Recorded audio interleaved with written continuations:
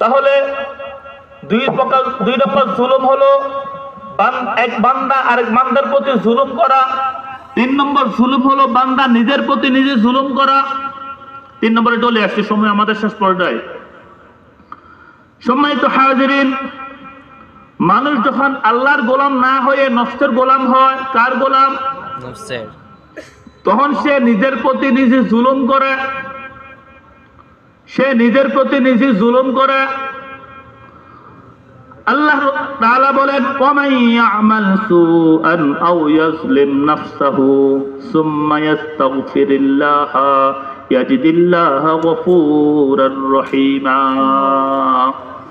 আল্লাহ তাআলা বলেন, যারা ওয়ামান ইয়ামাল সুআ, যারা খারাপ কাজ করলো, গুনাহের কাজ করলো, মন্দ কাজ করলো, আও ইয়াজলিম নাফসাহু, অথবা নিজের প্রতি নিজে জুলুম করলো, সুম্মা ইস্তাগফিরিল্লাহ, অতঃপর সে আল্লাহর কাছে ক্ষমা প্রার্থনা করলো, তার অন্তরে ভয় ঢুকেছে, আমি পাপ করেছি, অন্যায় করেছি, নিজের প্রতি নিজে জুলুম করেছি, সুম্মা ইস্তাগফিরিল্লাহ, এরপর সে আল্লাহর কাছে ক্ষমা প্রার্থনা করে, ইয়াজিদিল্লাহ গফুরার রহিমা।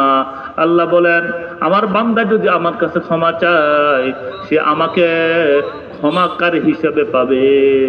সুবহানাল্লাহ, সুবহানাল্লাহ। তাহলে আমাদের গুনাহ আছে না নাই? কম না বেশি?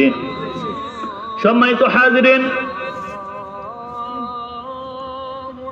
ইবলিস অন্যায় করেছিল। আল্লাহ তাআলা ইবলিসকে বললেন, উসজুদু লিআদম ফাসজাদু ইল্লা ইবলিস।